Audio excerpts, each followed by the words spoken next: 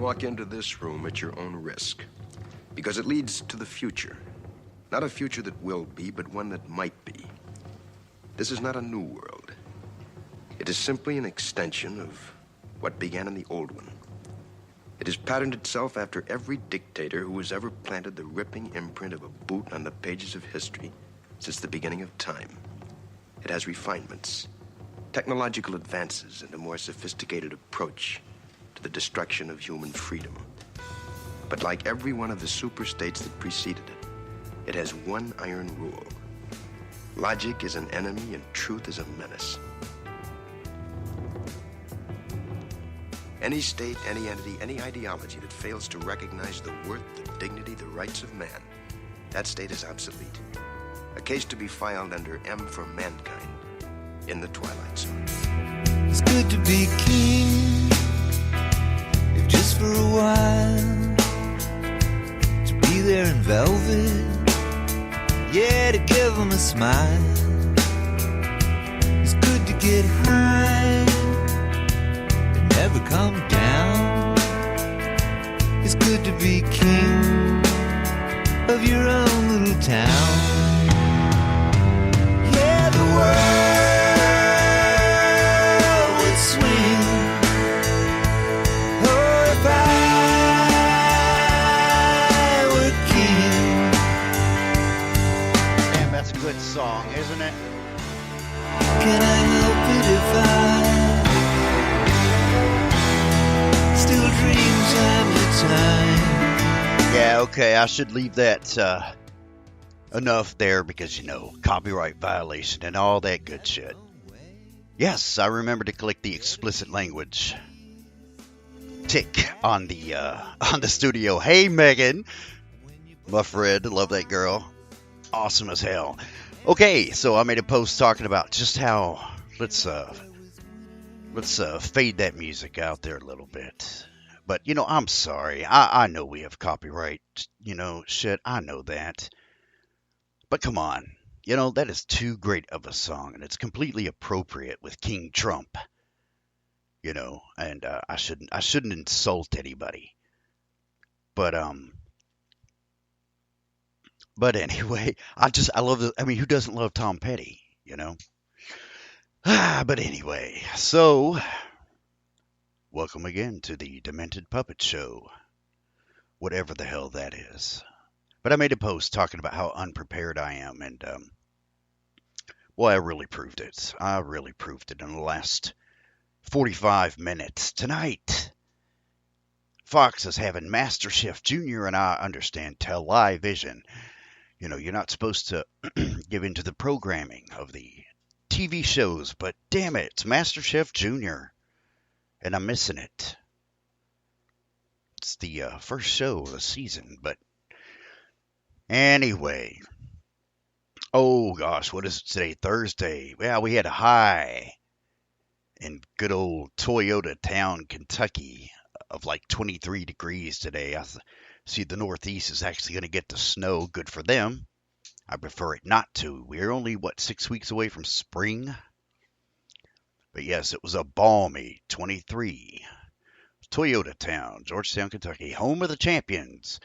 Oh my gosh, well, Kentucky, a bunch of idiots. I didn't even bring this up as a topic tonight, but man, the out-of-work coal miners out in eastern Kentucky.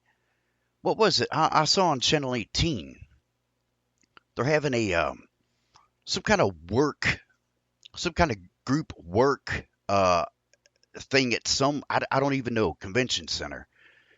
But it's an out of work, you know, or white families. They actually used white families, you know, as the people who can benefit from this work training program, whatever the hell it is. I guess I'll talk more about that another time, but Kentucky, idiots. Everybody hates their own state. Soon, I'm going to talk about good old Matt Bevin, governor. Two things about old Matt Bevin. He's about $11,000 behind in paying his taxes on a house he has in Louisville, Kentucky. And it's just interesting because some people have satirically, I'm assuming, set up a GoFundMe page for poor Governor Matt Bevin. to raise money to help him pay his taxes. That should be an interesting show. And what else? Oh, he signed. I really want to get into this. He signed some abortion bills, and these abortion bills. Now, here's my stance on the concept of abortion. I used to be completely pro-life. There's no reason to ever have an abortion. Hard up, just but I've met so many people and they've discussed with me their stories and things. But anyway, Matt Bevin signed this bill with up to 83%, I believe, of legislature of support in favor of a bill that says the woman, when she goes to have an abortion, the female has to be shown an ultrasound and hear the sound of the heartbeat of the fetus prior to abortion. And although she is legally, get this, she's allowed to request it be turned off and to have the volume turned down. And I believe there's some bit of someone was saying once before that they were going to force women to watch footage of an abortion prior to the procedure. And I got to tell you, that to me is utter bullshit. Because, I mean, when a doctor, regardless of what his practice is, his area of expertise, I can't, I don't, I would love to do this interview. I'm going to go around and ask random doctors. It's hard to get an interview at an abortion clinic, I'm sure, but how many doctors decided when they went into medicine that they said, "Oh, I'm going to go into abortion"? Who chooses that career path? But anyway, you have this Hippocratic oath, You have a certain standard of procedure by which to follow. And it would seem to me that to purposefully inflict what can potentially be these poor women, it doesn't matter what your circumstances. It doesn't matter how they became, whether it was. I believe there are exceptions in this law or a bill to allow for rape and incest and things like that. But even in that case, that woman years from now, she's going to think back. What if? What if I didn't?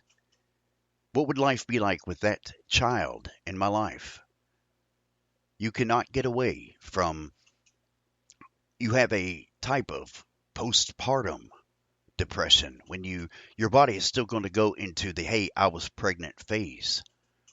And you're going to have regrets. So why is it okay for doctors who agreed to this Hippocratic oath to subject women to abuse?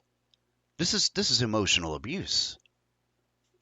But that's a controversial topic, and I am just fine to begin the conversation, And I always say go to Socratic Method page, check it out, leave a comment, cuss me out, irritate the benevolent administrator, Megan, because she will shred you. But anyway, Megan, love that girl. So, speaking of Toyota, the other night, it's 2:25. I had to run to Walmart because I have a feisty guinea pig who wanted cucumbers, and my friend Tammy, brought little buddy into my life there, and he didn't want his regular food, so I'm going there to Walmart, and I happened to look north, as I'm going to make that turn. And I saw in the sky in the north this brilliant fireball. And I noted the time, 2:25 a.m. And I got to Walmart and I posted about it because it was so freaking awesome. And then the next day, it's flooded Facebook and news because it was filmed by a few police cars. And I think the Weather Channel had something to catch it. But it was so cool when you think about the time it takes that fireball, that meteor to enter the atmosphere and then burn up and it was less than 3-4 seconds that I saw. And how many people happen to be looking at that exact spot of the sky or in that general direction at the exact same time to see this thing. And that's kind of what I want to lead up to when I talk about the individuality that we have and we are supposed to have as people. You've experienced things that no one else will ever experience. They may experience things like it. And I'll mention this again later, but I want you to keep thinking throughout as I bitch about Trump and not so much Trump, but the concept of fake news that he keeps, talking about. I want you to think about how all the things that have occurred to you in your life have taught you certain skills, abilities. Whether you use them for good or not good is entirely up to you. But we all have been subject to algorithms and we develop a way of thinking. This is very primal. We think about how we need to survive in any situation. And now you sit there with all these skills and you have no idea what to do. But I want you to think about, if you're interested enough into listening to me talk, and eventually when I get, stuff fixed, Megan talk, love her heart, you may begin to see an outlet for some of these skills that you have. But I'm going to play a clip. I'm going to take a little coffee sip break here, and I'm going to play this clip that Trump said that has fueled a worldwide panic in the world of the media. Anyway, here we go. Wolf, we heard the president earlier today talking tough on terror. President Trump is once again lashing out at the news media as well. Today, in front of a military audience at the U.S. Central Command in Florida, the president accused the press of intentionally downplaying terrorist attacks. The president did not specify which attacks he was referring to in his remarks, but here's what he had to say. All over Europe, it's happening. It's gotten to a point where it's not even being reported. And in many cases, the very, very dishonest press doesn't want to report it. They have their reasons, and you understand that. Page brief, please. Now, asked for an explanation of the president's comments, White House Press Secretary Sean Spicer told reporters Mr. Trump believes terrorist attacks are not covered to the degree he would like them to be.